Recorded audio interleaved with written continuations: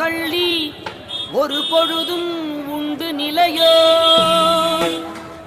உலகமே மாயமென உன் மனதிற் கண்டு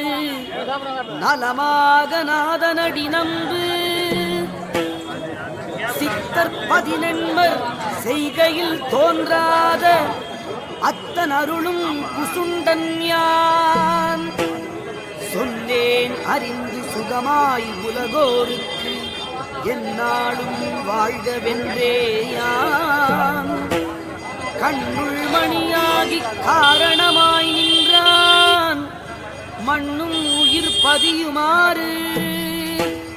விண்டனே ஞானம் வெளியாக 32 அறிவீர் நலம் நேத்திரத்தை காகம் போல் நிச்சயமாய் நிற்க ஆத்துமத்தில் ஆனந்தமா